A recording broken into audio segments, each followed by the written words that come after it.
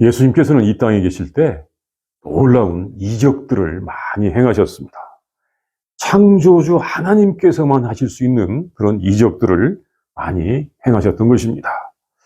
이 본문 앞에 있는 말씀, 이 지난주에 우리가 본 말씀에서 예수님께서는 이 보리떡 5개, 물고기 2마리, 아주 작은 양입니다. 한 어린아이의 이 도시락에 해당되는 양이라고 할 수 있는 그 양을 가지고 수천 명도 넘는 모든 사람들을 다 배불리시고 남은 것만 12바구니에 가득 차게 거두는 놀라운 이적을 베풀어 주셨습니다. 배고픈 사람들이 그 광야에서 모두가 다 배부르게 먹었던 것입니다. 이것은 예수님께서 이 물질의 양, 이 양을 변화시킬 수 있는 놀라운 능력을 보여주셨습니다. 이것은 창조주 하나님의 능력이었습니다. 예수님께서 이렇게 사람들을 배불리 먹이시자 거기 있던 사람들은 예수님을 억지로라도 임금님, 왕으로 삼으려고 했습니다. 아니, 그렇지 않더라도 예수님께서 각종 질병에 걸린 사람들을 다 고쳐주시니까 정말 하나님께서 보내신 선지자가 왔다고, 그 약속하신 선지자가 왔다고 사람들이 다 기대하고 있었는데, 이제 이렇게 배가 부르도록 배까지 부르게 해주시니까 사람들은 예수님을 왕으로 모시고자 했던 것입니다. 그런데 저 같으면 다 기다렸다 하고 왕이 될 것 같은데 예수님은 그것을 허락하지 아니하시고 제자들과 사람들을 서둘러서 분리시켜서 보내셨습니다. 그리고 자신은 혼자 산으로 기도하러 가셨습니다. 예수님께서는 사람들의 이 간청을 거절하신 것입니다.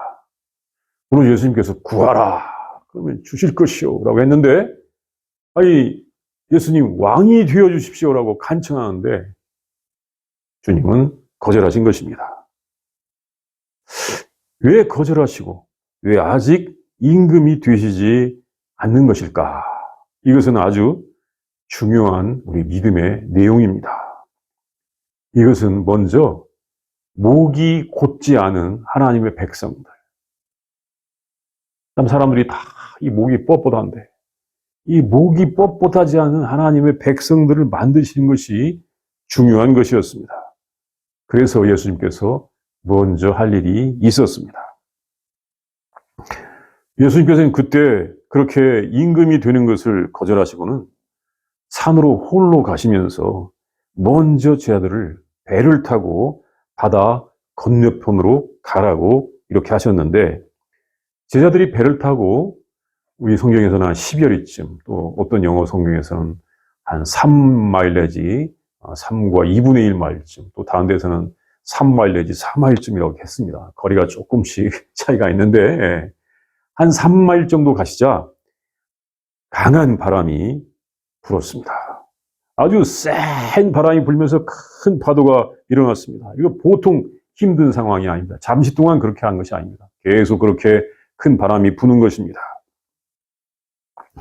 그런데 그 밤중에 예수님께서 그 바다 위를 걸어서 제자들이 있는 배로 오셔서 그 제자들을 구해 주셨습니다.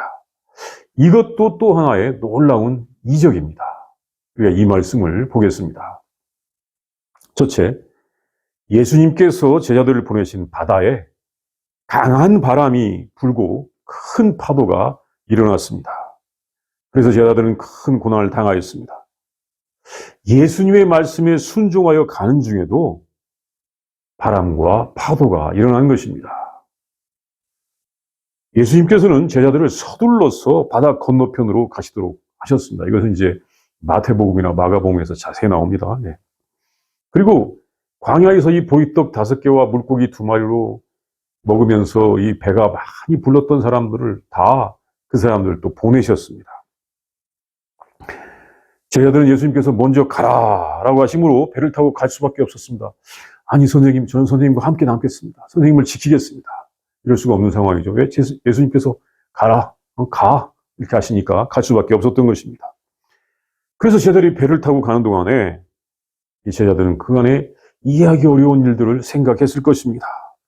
아니, 왜 왕이 되시려고 하지 않는 것일까?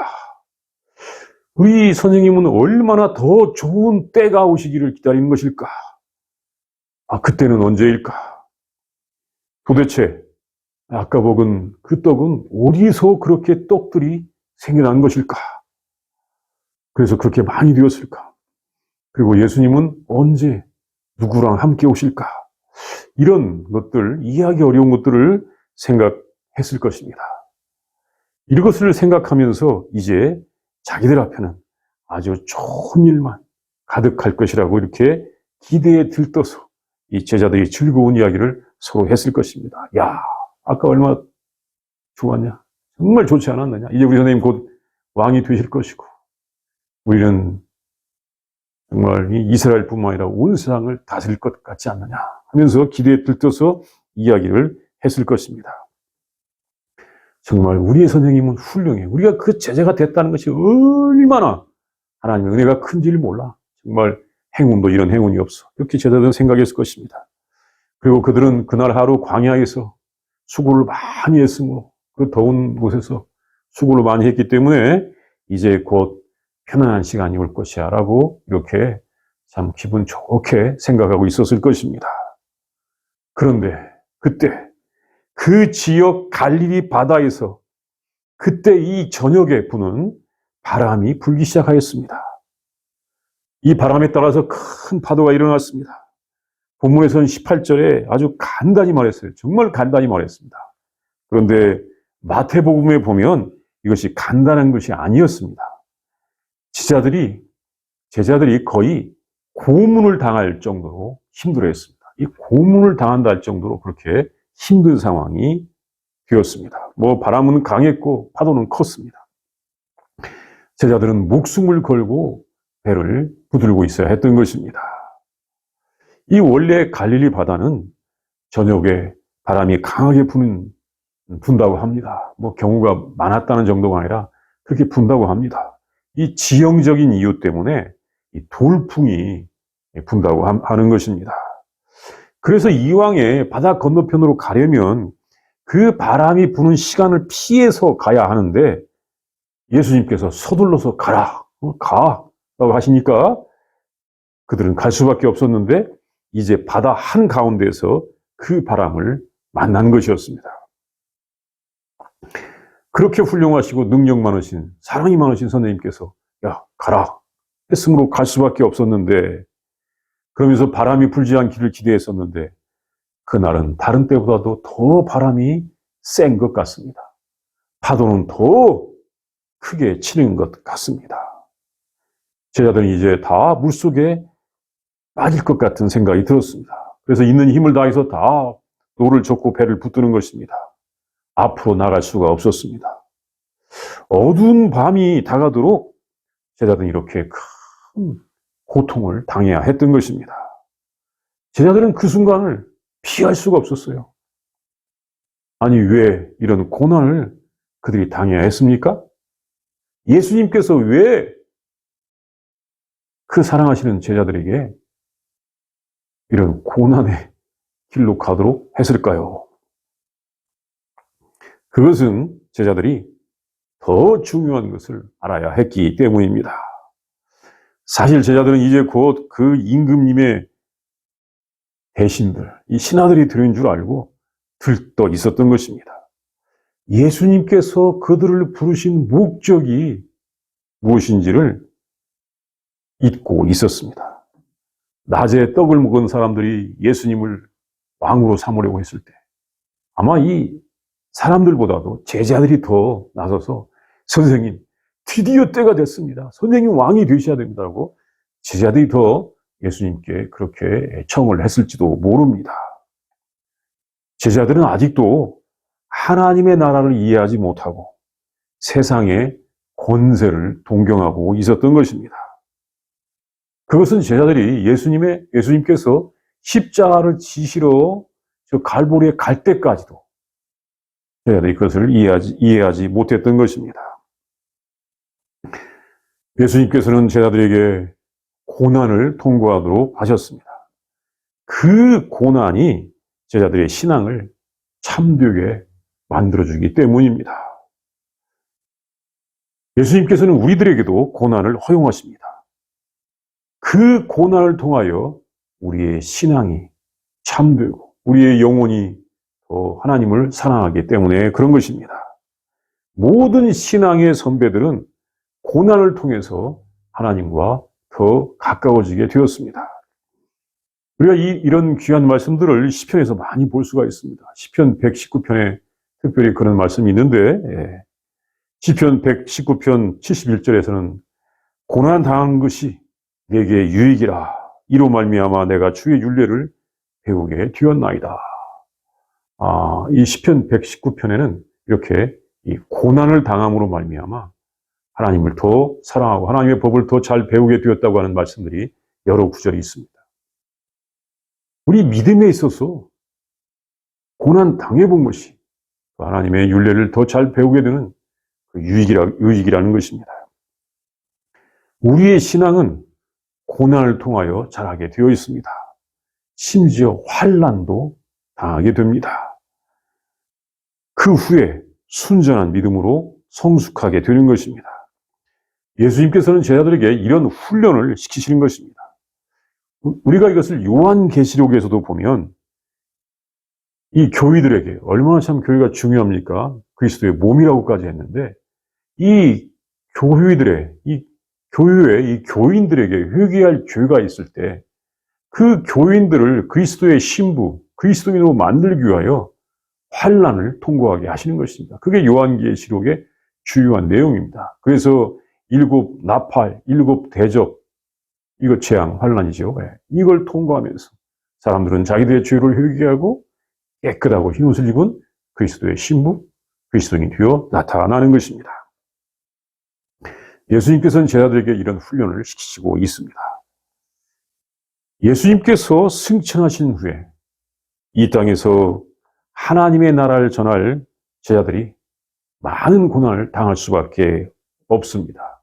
그런데 그 고난을 능히 이길 수 있도록 그 훈련을 시키신 것입니다. 만약에 사람들이 하나님 나라를 이 무력이나 폭력으로 전할 수 있다면 그런 고난을 안 당해도 될 것입니다. 폭력으로 하나님 나라를 전한다. 그럼 고난이 필요 없다고 생각할 수 있을 것입니다. 그런데 폭력을 쓰는 순간 그것은 하나님 나라가 아니고 그 결과는 또 하나님 나라가 아닙니다. 하나님의 나라는 하나님 나라의 방법, 아가페의 사랑이 하나님 나라를 전하는 순간부터 나와야 되는 것입니다. 그렇기 때문에 우리가 이 땅에서 하나님 나라를 전하는 것은 하나님 나라를 또 경험하는 것은 우리의 죄와 싸워야 하는데 이 죄와의 싸움이 고난이기 때문에 우리들은 이렇게 이 고난을 당하는 것입니다. 우리는 고난을 통하여 인내를 배우고 인내는 우리의 신앙의 성품을 더욱 분명하게 만들고 그 성품이 하나님 나라의 소망을 이루어가는 것입니다. 이것이 우리가 이 로마서 5장 3절에서 볼 수 있는 말씀이죠. 성도들은 고난을 당하지만 그 고난을 통하여 이 세상의 현실을 더 잘 알게 되고 어떤 현실이냐면 죄가 아주 우세한 현실입니다. 그 현실을 더 잘 알게 되고 하나님의 다스림을 더 분명하게 소망하게 되는 것입니다. 둘째, 예수님께서는 고난당하는 제자들을 도우러 오십니다. 그 오시는 방법은 뜻밖의 방법으로 오시는 것입니다. 이 제자들이 바다 한가운데서 이 바람과 파도로 힘들어할 때 예수님께서는 바다 위를 걸어서 이게 지금 호수인지 바다인지 성경에서는 바다라고 되어 있기도 하고 호수라고 되어 있기도 해요. 이 갈릴리 호수. 호수 위를 걸어서 제자들의 배로 오셨습니다. 제자들은 밤새도록 바람과 파도와 싸웠는데 예수님께서는 그 시간에 기도를 하시고 전능하신 분이 좀 오셔서 도우셨으면 좋겠는데 기도를 하시고 제자들이 지금 이런 고난과 싸우도록 하게 하기 위해서 우리 주님께서 기도를 하셨던 것입니다. 기도를 하시고 이제 제자들과 만나기로 한 곳으로 가기 위하여 출발하셨습니다. 이때 예수님께서 그곳에 가시는 방법은 그 길은 뭐 여러 가지가 있었을 것입니다. 어떻게 생각하면 배를 타고 가실 수도 있고 육지를 걸어서 가실 수도 있고 다양한 방법이 있었을 텐데 예수님께서는 제자들이 고통당하고 있는 그 현장으로 무리를 걸어서 가시는 방법을 택하셨습니다. 새벽에, 밤 사경인데 이 새벽입니다. 새벽에 예수님은 바다 위를 걸어서 제자들이 아직 고통을 당하고 있는 바다에 제자들의 배 옆으로 가셨습니다. 제자들은 바다 위로 걸어오시는 예수님을 보았습니다. 그리고는 유령인 줄 알고 무서워서 막 소리를 지르기도 했다고 합니다. 예, 마태복음에서는 알 수가 있습니다. 그때 나니까 두려워하지 말라고 하시는 예수님의 말씀을 듣고는 베드로가 너무 깊어서 물 위로 걸어 나가다가 바람이 무서워서 이 물속으로 빠져 들어갈 때 예수님께서 손을 내밀어서 베드로를 구해 주었다고 하는 그런 말씀도 우리가 마태복음에서 볼 수가 있었습니다. 하여튼 본문엔 짧게 있지만 그런 사정도 있었던 것입니다.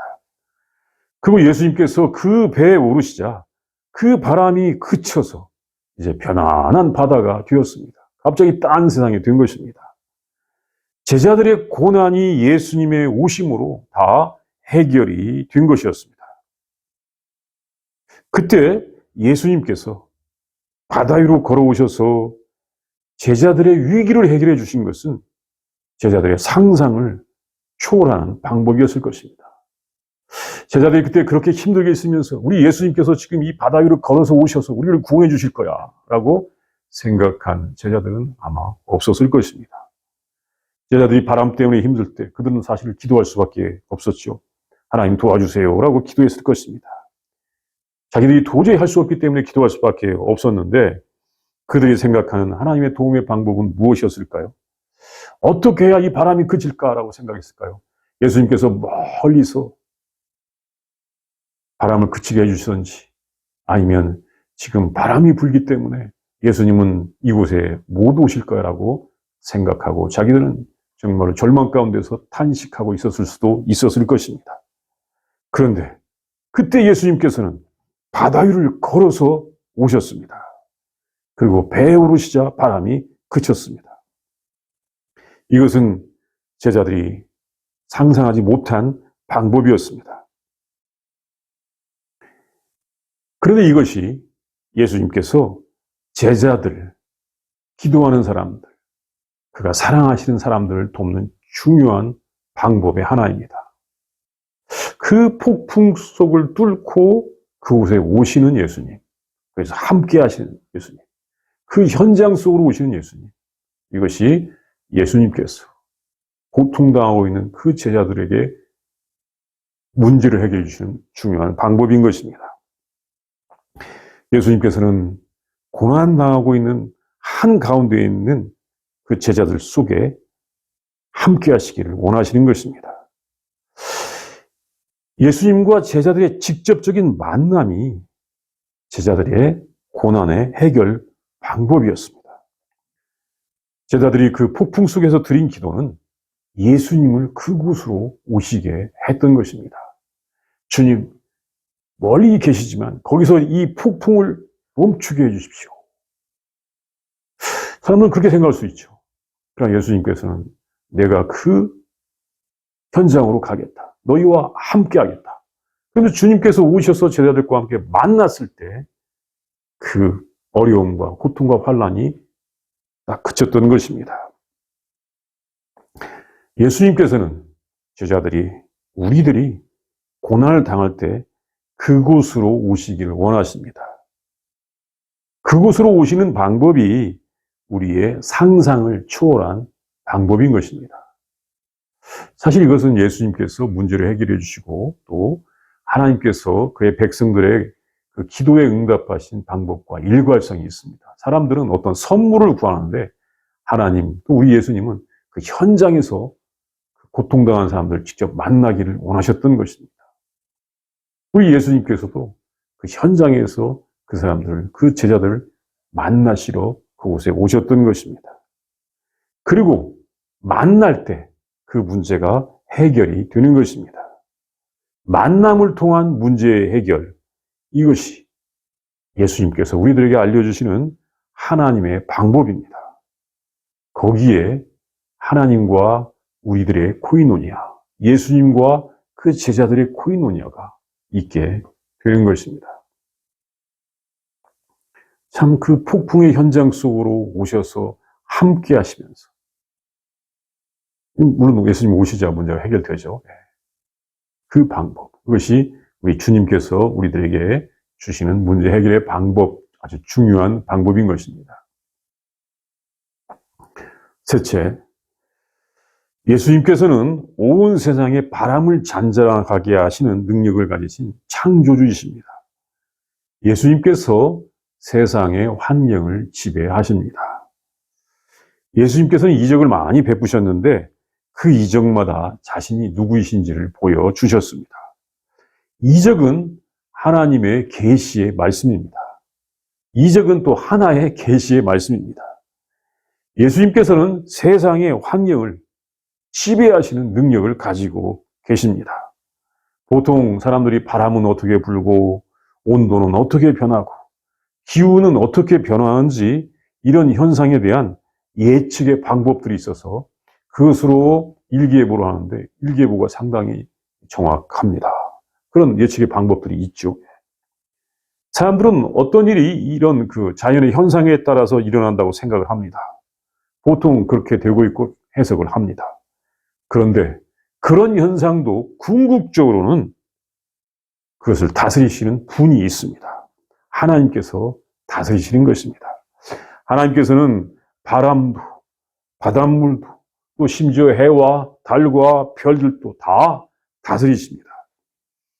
물론 하나님께서 세우신 질서가 있기 때문에 그 질서를 흐트리시지는 않습니다.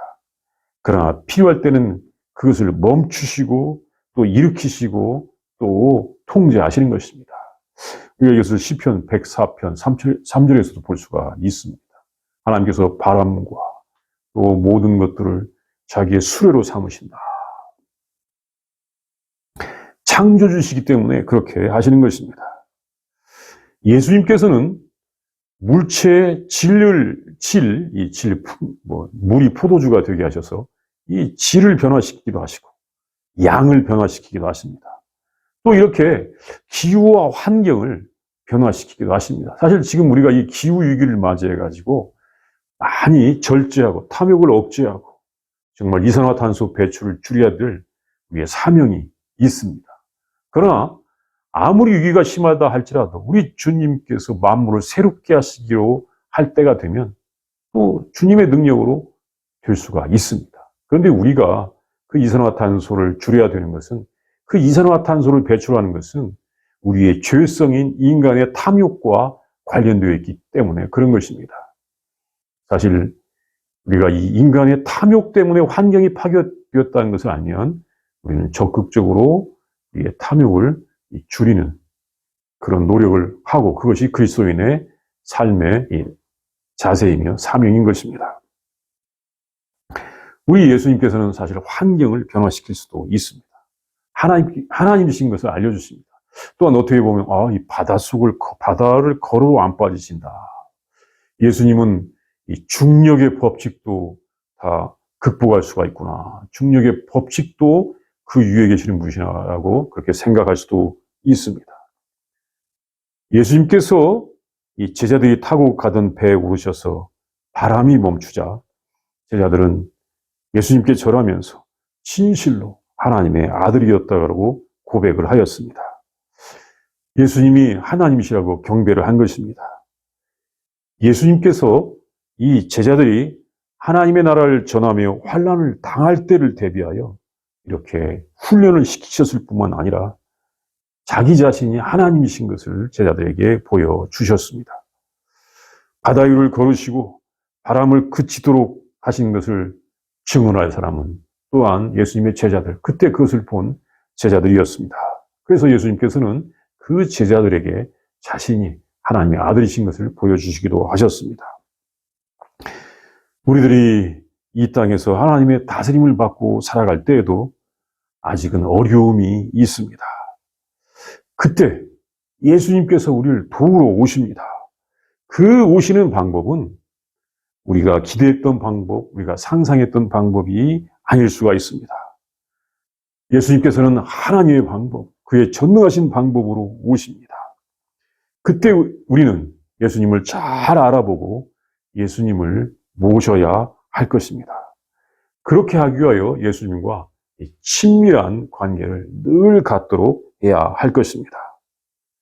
고난은 우리의 믿음의 깊이를 더해주고 또 고난이 하나님의 참 뜻을 우리와 하여금 더 잘 알게 해주고 우리의 삶이 무엇인지를 더 잘 이해하게 합니다. 그리고 폭풍 후에 오는 고요함, 고난 중에 오는 평화를 아는 제자들만이 세상의 왕이 되는 것과 우리가 주님의 능력으로 평화를 이루는 것이 어느 것이 더 중요한지를 알게 될 것입니다. 참 평화가 얼마나 좋은 줄을 모르는 사람들은 자꾸 전쟁을 부추기지만 한번 고통을 당해 본 사람은 평화가 얼마나 좋은 줄 알기 때문에 우리 주님께서 왜 화평케 하는 사람이 하나님의 아들이라고 부린다고 말씀하셨는가, 그것을 더 잘 알게 될 것입니다. 우리 이 시간 다 함께 기도합니다. 먼저 우리 예수님께서 그 바다 위, 폭풍 속에서 고통받는 제자들을 향하여 바다 위를 걸어서 오신 그 모습을 상상해 보겠습니다. 그리고 그 폭풍 잔잔하게 하시고 이내 그 목적지의 제자들과 함께 도착하는 것을 우리가 상상하면서 오늘 말씀을 묵상하도록 하겠습니다.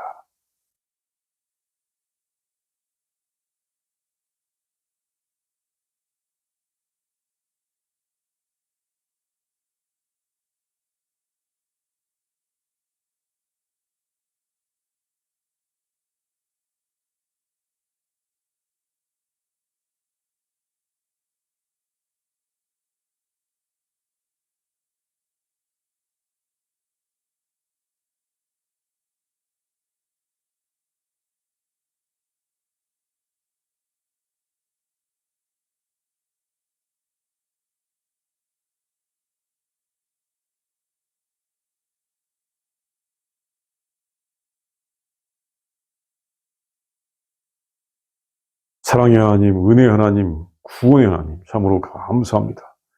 예수님을 보내주셔서 우리에게 생명의 길을 알게 해주시고 참된 구원이 무엇인지를 알게 해주신 진심으로 감사합니다. 하나님, 우리들이 고난을 당할 때 그들의 마음속에 있는 허영과 또한 미움과 시기, 질투, 죄악 다 버려버리게 하여 주시옵시고 참된 하나님의 뜻이 무엇인지, 하나님 나라가 무엇인지를 더 잘 깨달아 알아갈 수 있도록 인도하여 주시옵소서. 진정 예수님의 뜻이 무엇인지를 잘 아는 우리 되게 하여 주십시고 우리 주님께서 우리와 함께 하실 때 아버지 모든 문제는 없어지고 또한 우리에게 참된 평화와 또한 생명이 있다는 것을 알게 하여 주시옵소서. 온 땅에 우리 예수님께서 주시는 평화와 생명이 가득하게 하여 주시옵소서.